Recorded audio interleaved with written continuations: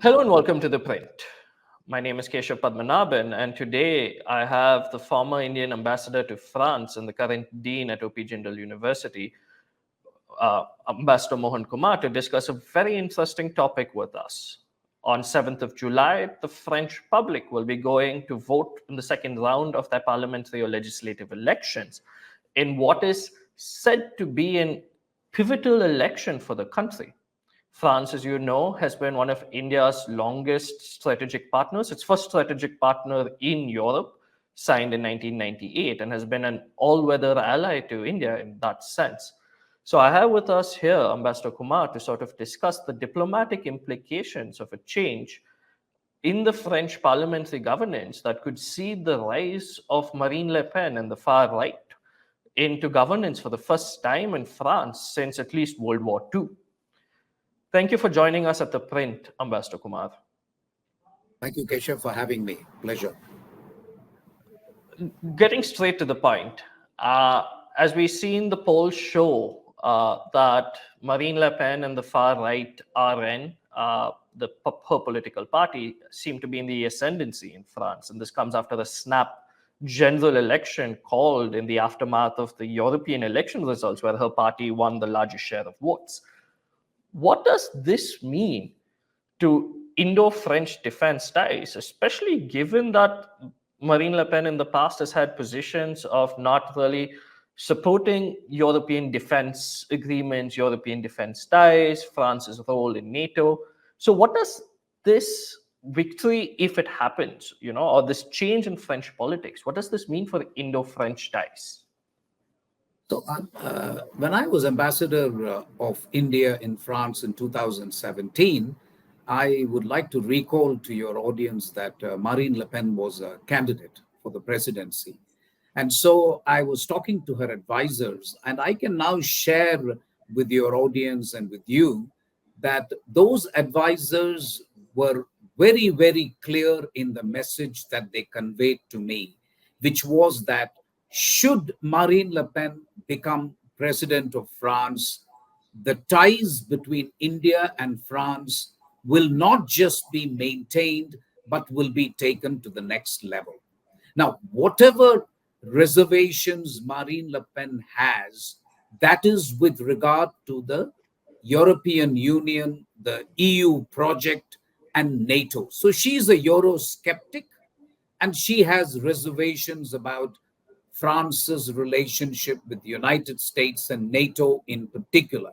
So I would put it to you that I will not for a moment entertain any possibility of a change in the excellent ties that we have with France. There will be some changes, we can talk about it, but I think your question about defense, about the overall strategic partnership, there will not be much difference. My own assessment is Marine Le Pen will get along very, very well with our Prime Minister, just as Giorgio Meloni of Italy gets along very well with our Prime Minister.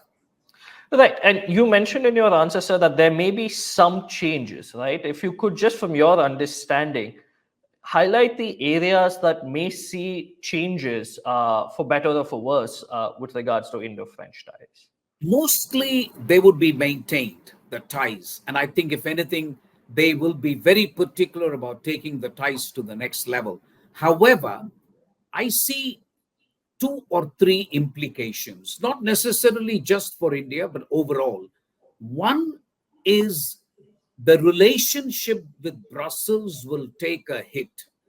And therefore, we may end up with a weak geopolitical EU. Geopolitically, EU will become weaker. I am not sure this is a good thing for India because India believes in a multipolar world, and EU as an independent pole is a good thing for India because it provides balance with the other two poles, namely United States and China. So to that extent, our strategic space might shrink, but we will have to wait and see. The second big change that I see is economic protectionism, because Marine Le Pen does believe that France should take care of its market It should protect its market and not be subject to cheap imports from from China and India. In that background, I would see the conclusion of a free trade agreement between India and EU becoming that much more difficult. It, it would not be easy because France will take positions under Marine Le Pen, which will essentially be a little bit more protectionist. As for your last point on students getting visas and so on, I do not see a problem with Indian students going to France because that brings revenue to France. So Marine Le Pen will be intelligent enough to understand that they need Indian students more. There is also another angle, which is Marine Le Pen believes that there must be selective immigration, not broad immigration. She may take the view that it's better to have people from India because they will come study here, they will contribute to the economy, they will be hardworking, etc., etc. They don't bring religious baggage and so on. So I don't see a problem on that front. But what I do see is overall strategically, India's space will shrink if EU becomes weak. And secondly, in economic terms, I think the conclusion of an FTA will then have to really be a struggle for us because we will have to really try and meet the concerns of France and other countries. Right. And the FTA, as you mentioned, has already been a struggle. I think it's been 17 years, various stages of negotiations, and we still don't have a final agreement on that. But given that, just want to understand in the larger sense, when you're saying that the EU will be weaker, right? This would, if potentially there is this cohabitation agreement where Marine Le Pen is prime minister and Macron is president for at least 2.5, 3 years, what does that, in that sense of the pivotal change of France with regards to EU, with regards to how it places itself strategically on Ukraine, on Russia, how does that change? So first things first, these are legislative elections. So President Macron has every right to continue as president for 3 more years, unless he chooses to throw in the towel and resign, which I see as unlikely for the time being, but who knows? So we have to assume that Macron will continue as president till 2027. Marine Le Pen's interest lies in fighting those elections in 2027 to become the president of France. She's not interested in the prime ministership. That she has appointed a younger colleague called Jordan Bardella, who will become the prime minister if the National Rally, which is the party of Marine Le Pen, gets an absolute majority. But the way the things have happened over the last 48 hours, when as many as 200 candidates have withdrawn, so that there is a straight fight between National Rally and the second placed opponent.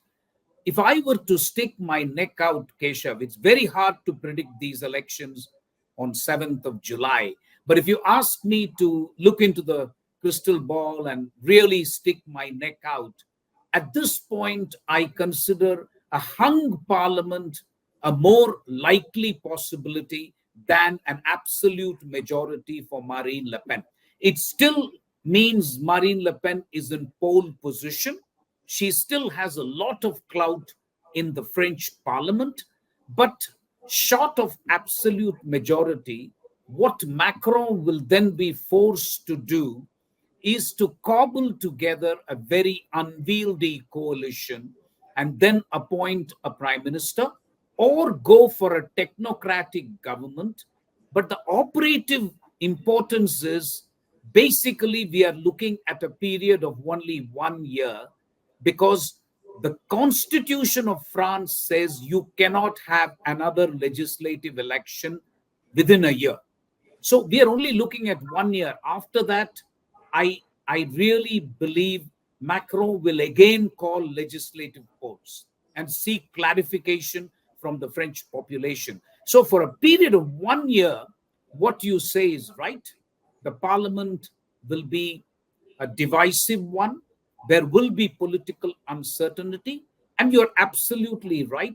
The big change I see is with regard to Ukraine, because on Ukraine, Macron has been taking very tough positions like nothing should be off the table. I would like to send troops to Ukraine and so on.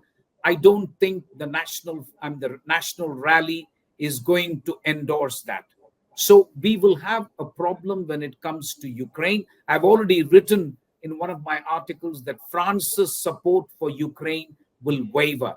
Even the question of sending French military advisors to Ukraine, something Macron was very, very keen to do, they will have to look at it again, because that is not something that the national rally will be very happy about. So I see changes in France's foreign policy with two respects. One, obviously Ukraine. Second, also with regard to Germany. The national rally does not take very kindly to the defense tie-up between France and Germany.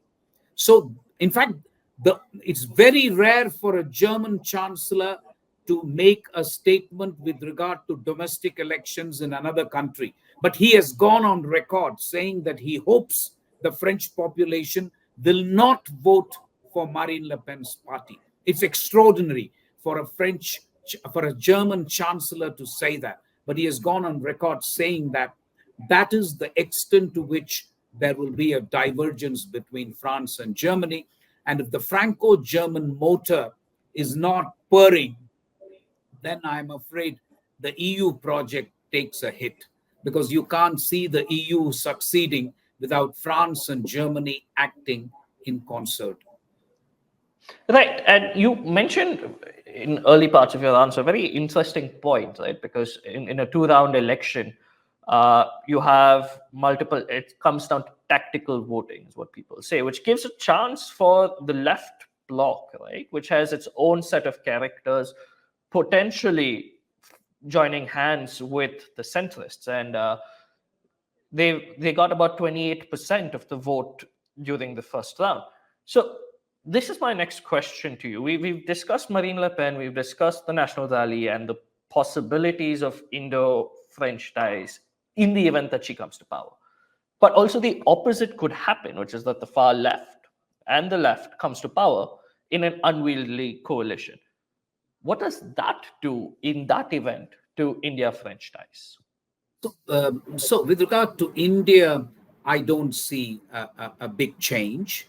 But as one of the key allies of Macron, the finance minister Bruno Le Maire, said, while the national rally is a threat to the unity of France, he also describes the left as a threat to the nation, because the kind of spending plans that they have will cause such a big hole in the French budget that France will then be in violation of EU's prescription that the budget deficit should not exceed 3%. France's budget deficit is already 5.5%, which has earned them a reprimand from Brussels. But if the left program was to be implemented, and I'll give you a couple of examples. One, they want the retirement age to be reduced, not increased. So it'll back to 60. They also want an increase in the minimum wages of France from about 1,200 now to 1,600 euros. They also want a reduction in working hours. So the whole panoply of measures that the left have got, I think, will cause a very, very big hole.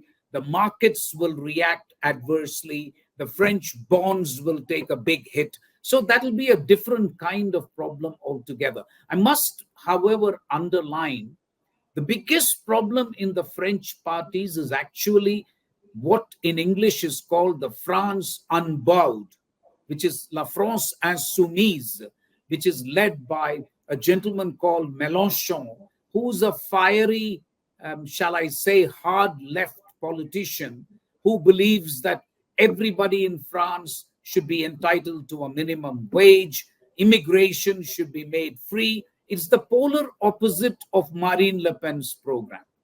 So that, but as far as India is concerned, we will just be looking at a France which will be at war with itself. That's the problem.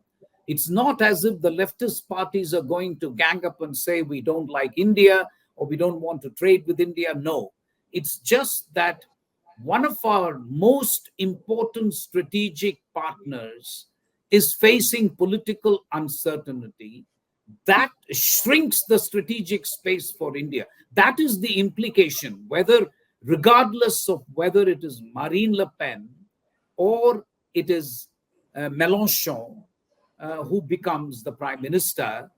I think the problem that India has is that one of our steadfast strategic partners is going to be hamstrung because of internal politics. That is what is of concern, not the other aspects. The other aspects, I think, will work themselves out. But that is why I believe that if it is a short period of time, it's okay. If it's 1 year and they have a provisional government, a government of national unity, or a technocratic government, I think we will be okay with it. But if it is a longer term period, then I think one will have to look at the implications. So, as a well wisher, India needs to wish France well and hope that this political turmoil is not a long period. It's just a short period of time, and France is a resilient country, and hopefully France will bounce back. Right, and that brings me to my last question. Emmanuel Macron, since he's become the president of France in the last 7 years now, since 2017, has created for himself a huge global profile. Domestically, he's considered to be a disruptor. He started his own party, took from the left, took from the right, focused on the center. He hollowed out the center from each of these parties, now leaving them with the far extremes. And his own party in the center, it's falling, right? 20% is roughly his vote share. Where does he go from here? So Macron is, I think, truth be told, and I don't want to sound cruel because he's a fine, intelligent, and an amazing politician of his time. But I'm afraid we are looking at the end of what is known as Macronism. If ever there was a political philosophy like that, I think he is looking at the twilight of his career. He's very young, and he has been an investment banker in the past, so I'm sure he'll go on to do other things. But politically, I think I never thought he will become so unpopular. And that is something that one has to accept, that he has become so unpopular, which also tells you, Keshav, two things about France. One, France is not an easy country to govern. That's the first. It may be a country of 60 million, it may be a country united by language, etc., but it is a difficult country to govern. The second corollary to the first one is that France is also a difficult country to reform. And Macron came to power saying, I am going to reform France. Enough is enough. We have a bloated bureaucracy. Our budget deficit has gone through the roof. We are retiring at 60 and 62, which is ridiculous when other European countries are going on till 65 and 67. So these are the promises with which he came. To be fair to Macron, he tried doing all that. But the end result is the people don't want it. Now, you and I can argue as much as we want in the studio that the French are being crazy. When Germans are working till 65, why do you want to go home at 60? And it's not as if French mortality is any different from German mortality. The French also live till 80 and 90 years. But it's just, as I say, the French are who they are. And if they don't want reforms, I don't think you can really enforce reforms top down in a country like France. So that is the I think the unfortunate outcome that Macron is staring at. The only thing I will say is that Macron will try for a year or two, but if it doesn't work out, my personal guess, completely personal, is that I don't think he is the kind of person who will continue as a lame duck president. That is completely contrary to his character and personality. He will try, but if not, he will say, okay, to hell with it, I'll go do something else. So I hope we don't reach that point. But all I'm trying to tell you is that Macron is a power person. He is not going to just be an ornamental president. And as Charles de Gaulle famously said once, if you don't have the parliament with you, the president will be reduced to inaugurating chrysanthemums. That's what he said, Charles de Gaulle. I don't think Macron will do that. So we will have to wait and see. Very interesting times in France. Right, and you're right about this idea of ungovernable, because Francois Hollande, who came in as the Socialist Party president, came in with a lot of fanfare and then ended with opinion pollings in single digits. But today seems to be coming back out with a lot of people looking friendly at his term, which wasn't the case back then in 2015, 16, 17. So it's a very interesting sort of political situation that France is going in, which brings me to the end of this interview. Thank you so much, Ambassador Kumar, for sharing your thoughts and your experience on how, whether it's the far left, whether it's the far right, how this is going to proceed. So thank you once again for joining ThePrint, sir. Thank you very much for having me, Keshav.